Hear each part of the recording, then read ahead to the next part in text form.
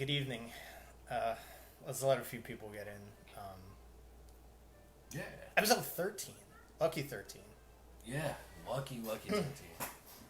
Had a little bit of a wardrobe malfunction before. The Manchester United jersey I was going to wear, circles were worn down. Didn't look good. I can't bring trash. No, you can't bring trash onto the best card opening series on YouTube. Yeah. Well, and on Facebook. Yeah. I think it's probably the third best on YouTube because there's a couple pretty good ones. In case anybody cares, in the background, this is the Major League of Wiffle. Something I found a bunch of rowdy 20-somethings playing wiffle ball in the yard. Because they look like they're 15. That could be 15. I don't know. And their communication skills are not very great either. Well, I digress. As you say, they could be any age. So, is anybody no poor feedback? No poor feedback so far. Okay, all right. So, because I would imagine if anybody couldn't hear me. Well, your brother's here, so there's always poor feedback. But. Well, all right. Last episode were our highest views on record. So thanks to PM for making his appearance and his presence felt. Round of applause. Today. We're going to 1992, the year, so just before like the crater of the baseball card industry, before it was really mass produced. I believe they call this the junk packs, or not the junk packs, it's the junk wax era. So we're right at the tail end of the junk wax era. 1992 Stadium Club tops, Kodak, everybody, acres of fine pictures, and I will let producer Matt jump in here with what we're looking for. All right. So as Mike noted, the 1992 Stadium Club, the very, very in detailed Kodak pictures, a lot more action shots, a lot more detail that you're gonna notice. You're not gonna see as much borders on the outside, I don't believe. Mm-hmm. Some of the cards we're looking for are there's a Greg Maddux card that is in here that's valued around $10. Mm-hmm. There's two different Nolan Ryans, the Members' Choice and the regular Topps 1992. Not the one that he's wearing a tuxedo. That was 91. No, yeah. Both of those cards are valued at around $20 a piece. Mm-hmm. There are also Bo Jackson card. There's a Bo Jackson and a Jeff Bagwell that I think are both around $15 to $20. Mm-hmm. Yeah. Frank Thomas card that's around $20. Oh, the big hurt. We have a Don Mattingly $25 card in here. And then both the Standard Series and Stadium Series Ken Griffey Jr. cards in this set are both valued at about $20 to $25. Terrific. I really want to get a Frank Thomas card because I want to talk about eugenics. I want to talk about his tiny head. I want to talk about but I also want to talk Skechers. About him as a Hall of Famer. He was a Skechers guy? I believe, unless I'm thinking of eugenics. Oh, yeah. Eugenics is the one where he goes to the gym. He might be wearing Skechers there, but that's where he goes to the gym, and all the white ladies are just... Oh, yep, there you go. I just thought because it was white ladies... Is that the big hurt? I just thought because the white ladies that it was automatically Skechers. No. Everybody's wearing Skechers. All right, I wear Skechers. Don't shit on me for my shoe. Oh, sorry, kid show.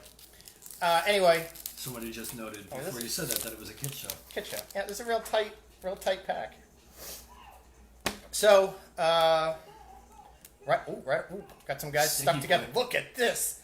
This is like it looks like it was taken by the folks at Sears. We have a new king of mustache now. This guy, he could be trouble. This is Barry Jones, pitcher, I believe, for the... It says for the Phillies, but a lot of his stats show Pittsburgh Pirates. Call him Harry he Jones. looks like he lives under the state. He looks like he might be permanently stationed in stadium jail at the old Veterans Stadium. In Philly? Yes, you know the story. Yes. That they used to have a jail. I do. To arrest the dirtbags and the scumbags in Philadelphia. I mean that in a sports way. Relief pitcher. All right. Here we go. We've got the St. Louis Cardinals, Joe McGrain.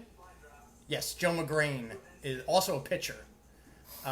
This is going to be tough. Like without seeing their like them in player stances, it's throwing me off a little bit. Like I don't know. I'd have to look at the back to see if he's a lefty or a righty.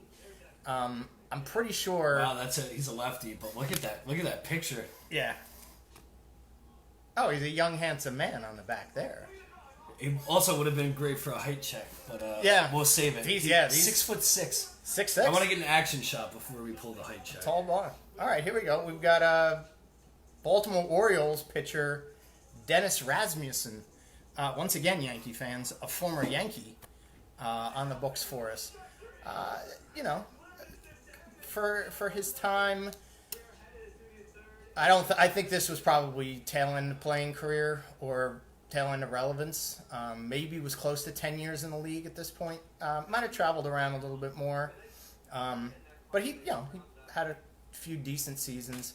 I'm sure a Yankee fan or two that are on the chat probably went to a game that Rasmussen pitched, and he probably gave up a ton of home runs. So, not a lot of stars so far here. A lot of pitchers. Everybody so far has been a pitcher in this set of cards, and it doesn't stop here.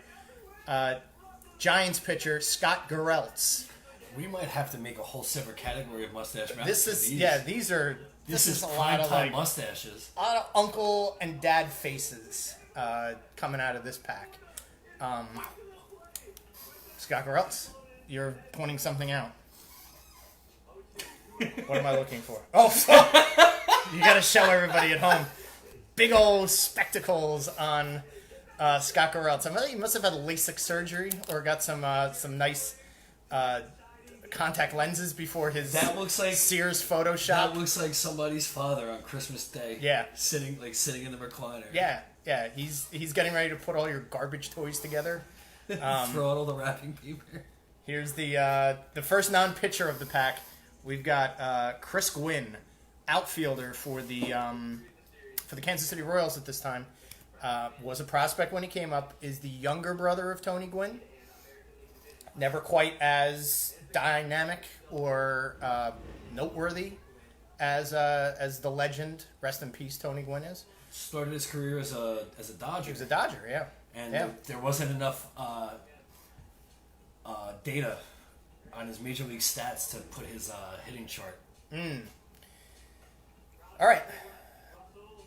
I think we've gotten this guy before. We've got pitcher at this time, Minnesota Twins pitcher Bob Kipper, a left-hander. We can see that this guy is a left-hander in this, so we're finally confirming that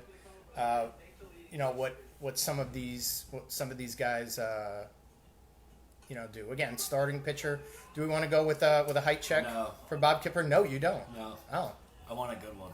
You want to? Okay, all right. Well, because I always turn around and look at it, so. That's a good point. You know, I want it either deceiving or like. All right, well, let's try with Baltimore Orioles reliever Storm Davis. This is the father of Ike Davis. Is that the truth? Who played for the Mets? Yes, Storm Davis, also I believe one time a Yankee. Pretty much bicycled around most of the league. Okay, Storm Davis height check. Get the guesses in, chat. Get the guesses in. I'm gonna say Storm Davis, just based on the fact that his son was probably 6'4", 6'5". I'm gonna give Storm Davis 6'5". 6'5" is the guess on Mike's side. We'll wait for a couple to come in over here. Okay. Come on, all 12 of you in the chat. Don't be shy. Guess someone's height. Maybe they want to see again. Yeah. Marianne says 6'3". She doesn't know how tall people are. That's fine. Well, it's harder for her. Because she's so low to the ground. She's working from underneath. Corby says 6'2". Okay, 6'2". Mike, what was your guess? My guess was 6'5". Above average. Todd says 6'3". Okay, all right. Steve says 6'3". Give it to us. Everybody was wrong. Oh. 6'4". So, I was close. Price is Right. Keith said 6'1". It was right on the cusp. He just missed out. Yeah. Well, all right, 6'4". Steve said 5'4" is tall for your sister. Yeah. All right. I don't know anything about this guy, but he's in the pack here. Scott Ciampiano? Ciampiario. You might be able to pronounce that better than I can. John Piario, another pitcher. This is pretty pitcher heavy. This is unprecedented, the amount of pitchers. And he's Texas Rangers there, correct? That's Scott Champarino. Champarino. Like it's Champa Reno. All right. Okay. Because it's actually spelled with the H. Yeah. You know what I'm getting at. I'm going where you're getting at. Champarino, yeah. Yeah, he looks like everybody's uncle. Yeah, everybody in this pack looks like everybody's uncle. This is the uncle pack. This is a great pack so far. This is real, just the actual real great. I mean, the photos are like. Well, let's put it this way: like these are probably the prettiest cards, other than that 1982 set, which was really good. This is one of the prettier sets. Here we go. A repeat player. We've got Willie Randolph. At this time, okay. yes, indeedy, boys and girls, he is a New York Met. Prior to his managerial days, this is the tail end of Willie Randolph's illustrious career. I think he made it to 93 or 94, but I think that was pretty much where the bloom was off the rose at this point. Willie Randolph was there to collect a paycheck and try not to get hurt. On the back, if you guys see here, they actually show the Topps 1976 rookie outfielders. Who else? Rookie outfielders? Yeah, it was Willie Randolph, Dave McKay, Jerry Royster, and Roy Stater. Fascinating. And I don't remember him being an outfielder.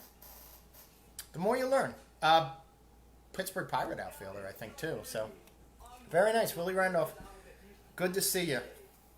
Sergio Valdez. Pitcher for the, once again a pitcher, what a surprise, for the Montreal Expos. I think a reliever. I think a kind of a, again, journeyman. Yeah. Went around the league a bunch. It's a good Montreal Expos jersey. I don't is that the believe I've compliment? ever seen this one. Is that a compliment? It's Is that red? well, there's a little red trim in the letters, but they went to this blue on occasion, and I think they kind of started it. Like they used to be baby blues, then everybody went to dark blues in the early '90s. Make colors look tougher, I guess. Everybody wants feel free to send me a request to get into the 1992 Stadium Club membership. I don't just pack filler at this point. Oh, here we go. Speaking of Montreal Expos, this was the legend Gary Carter. Rest in peace. Hall of Famer Gary Carter. His second go around in Montreal. He started his career obviously as an Expos catcher. Multiple All-Stars. Team leader. Big rah-rah guy. Loved to pump his teammates up and really bother them too by being so positive. But a great catcher. Could you Legendary guess within catcher. 5 points his batting average? Career batting average Yeah. at that point? 275. You were off. 265. 265. Not bad. I mean, I don't know if he would. I think his leadership and his multiple All-Stars is what. He had a lot to offer besides his bat. Yeah. Oh, that's true. His heart. Here we go. This is a unique card. We've got Roger McDowell. Again, another former Met. I think at this point, playing for the Dodgers. Not a catcher. He was a pitcher, but he is dressed and crouching like a catcher. So, a prankster, if you will, Roger McDowell. One of the, still, kind of a well-respected pitching coach now. But one of the crown princes of comedy in baseball. Second only probably to the San Diego Chicken when it comes to funny people in baseball. So Roger McDowell. Also pretty decent mullet. So we've got here, Yankees shortstop, maybe the best shortstop in Yankees history in the 90s. Don't debate me. I know a lot about baseball. That's Mike Gallego, everybody. Was the gatekeeper of the shortstop position just before, I don't know, somebody came in to be the shortstop for 20-something years and do a few good things. But Mike Gallego, still a pretty exceptional shortstop with the glove. Not a hitter. Certainly not the type of hitter that we would care about. But he was there. Hey, Yankee fans, you always get one in the pack. Here we go. This is L.A. Dodgers at the time pitcher Tom Candiotti. starting pitcher, mostly around the National League. No, American League. He was an American League starter for most of his career. I think Cleveland Indians, Brewers, maybe had a stint with the Texas Rangers, something like that. But yeah, Tom Candiotti, knuckleballer. Indeed, a knuckleballer. Knuckleballer, not a Necro or a Wakefield or an R.A. Dickey 72% of his knuckleballer. pitches Are knuckleballs. Yeah. Yeah. I don't think he had a great knuckleball because I think he was taking over the fence a lot. So last card, we've had him before. We like him because he was a hustle player and also a mullet player. You can see his ponytail crapping out the back. We've got Dan Gladden, outfielder, former Minnesota Twin here during his time with the Detroit Tigers. Also a former San Francisco Giant. Outfielder, again, was in a few World Series. Much ballyhooed guy off the bench. Nice beard, nice mustache on the back. Good mustache on the back in the day of his rookie card. So I think that makes for everything. Gary Carter, leader of the pack. Yeah. Leader of the pack. This pack, by the way, I think somebody bought this pack. I'll have to go back and research. Somebody did buy this pack. If you bought the maybe pack, Todd. reach Maybe- out now maybe and Todd say you bought bought the the pack. pack. Hands up if you bought this pack or pledged money last week for this pack. I'm gonna go back to the last video and research it. Sorry guys, my research is off. R&D took a break. Very tired today. Yeah, Todd said he bought it. All right, so Todd gets all these dads and uncles. Congratulations, Todd. There will be not only these cards, but I've got some more cards for Todd for his generous donations to our show, and Todd already donated. and allowing us to utilize his pancreatic cancer Yes, fund thank you, Todd. as our charity. So Gary Carter, Willie Randolph, Roger McDowell. I'd just like to mention the Mets. But that's about it. Tomorrow's show, I actually bought a bunch of cards off of eBay, and I do have a 1981 Donruss, very rare Donruss cards. Only non-tops cards with gum, everybody. Yes, for all you gum enthusiasts. All of you gum fetishists, you've got gum, 1981 gum, so handle with care. Feel free to bid. Feel free to request. I've got a ton of those packs, so those are going to come up pretty often. So if you don't get one now, you maybe get one in future episodes.